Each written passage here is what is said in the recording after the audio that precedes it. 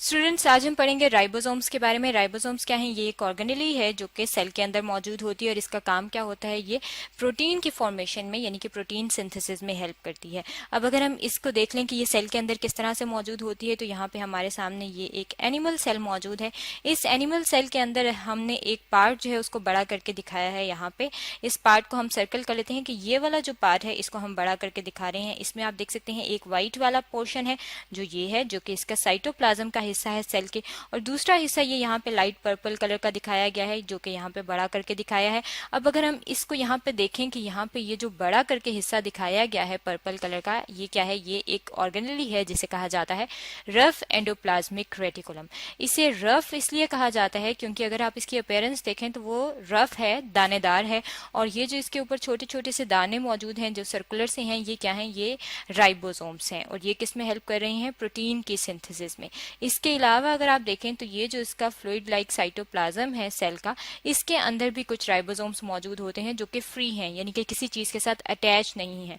इसका मतलब है कि जो सेल है उसके अंदर राइबोसोम्स या तो वो रफ एंडोप्लाज्मिक रेटिकुलम के साथ अटैच होते हैं या वो फ्रीली मौजूद होते हैं। और इन दोनों सूरतों में, या वो अटैच हों या वो फ्री हों, इनका काम क्या होता है कि ये हेल्प करते हैं प्रोटीन की सिंथेसिस में। इस तरह से यहाँ पे हम इस डायग्राम में देख रहे हैं कि ये जो सर्कुलर सी स्ट्रक्चर थी राइबोसोम की, ये यहाँ पे थोड़ी सी बड़ी करके दिखाई है, और इसमें ये आप देख सकते हैं कि ये जो इसमें से चीज बाहर आ रही है, ये क्या है? ये प्रोटीन फॉर्मेशन हो रही है इसके अंदर, इस राइबोसोम में, और ये क्या है? ये इसका काम है। अब अगर हम यही वाला जो इसका स्ट्रक्चर है, इसको राइबोसोम को बड़ा करके देखें कि इसका साइज क्या है, इसका स्ट्रक्चर कैसा होता है, तो ये हमारे सामने डायग्राम है। इस डायग्राम में ये आप देख सकते हैं कि ये राइबोसोम का स्ट्रक्चर दिखाया गया है। राइबोसोम को अगर हम एक यूनिट कंसीडर करें तो ये आप देख सकते हैं कि ये दो चीजों से मिलकर बनी हुई है, ये इसके सब यूनिट्स हैं।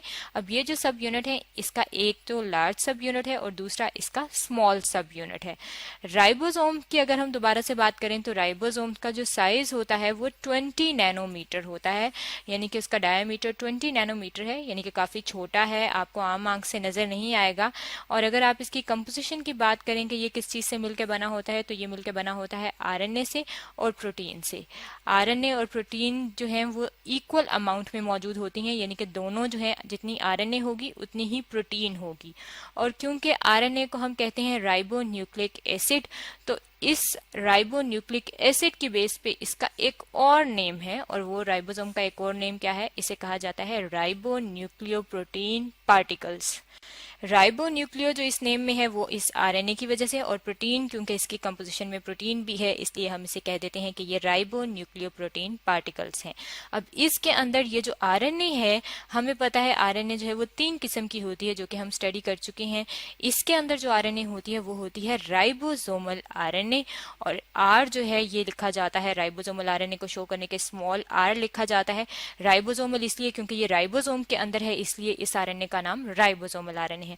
बाकी जो 2 आरएनए हैं उनमें से एक होती है एमआरएनए जो कि मैसेज लेकर आती है डीएनए से, और जो एक और होती है वो होती है टीआरएनए जो कि अमाइनो एसिड ट्रांसफर करती है, जो कि हमने अपनी जो पहली वीडियोस हैं उनमें देखा हुआ है। अब अगर हम बात करें कि ये किस तरह से ये स्मॉल और लार्ज सब यूनिट आपस में मिलते हैं, तो इनकी जो कंट्रोल करता है इनकी अटैचमेंट को, वो मैग्नीशियम आयन कंट्रोल करता है। यानी कि मैग्नीशियम आयन जो है ये कंट्रोल करता है इन दोनों की अटैचमेंट को, और मैग्नीशियम आयन की वजह से ये दोनों अटैच होते हैं और ये इस तरह का राइबोसोम का स्ट्रक्चर बना लेते हैं। अब ये जो राइबोसोम्स होते हैं ये प्रोकैरियोट और यूकैरियोटिक ऑर्गेनिज्म में अलग अलग होते हैं। प्रोकैरियोटिक और यूकैरियोटिक ऑर्गेनिज्म कौन से होते हैं हम दोबारा से देख लेते हैं एक बार। प्रोकैरियोटिक ऑर्गेनिज्म ऐसे ऑर्गेनिज्म होते हैं जिनका जो न्यूक्लियस होता है उसके बाहर कोई मेम्ब्रेन नहीं होती। जैसे कि अगर हम बैक्टीरिया की बात करें जो कि एक माइक्रो ऑर्गेनिज्म है, आम आंख से आपको नजर नहीं आता और बीमारियां फैलाता है, तो वो प्रोकैरियोटिक ऑर्गेनिज्म है और उसके अंदर प्रोकैरियोटिक राइबोसोम मौजूद होगा। और जो यूकैरियोटिक ऑर्गेनिज्म होते हैं उनके अंदर, सेल के अंदर न्यूक्लियस के बाहर मेम्ब्रेन मौजूद होती है, और ऐसे ऑर्गेनिजम्स को हम यूकैरियोटिक ऑर्गेनिजम्स कहते हैं। और ये कौन कौन से होते हैं? प्लांट और एनिमल्स होते हैं, और उनके अंदर यूकैरियोटिक राइबोसोम होता है।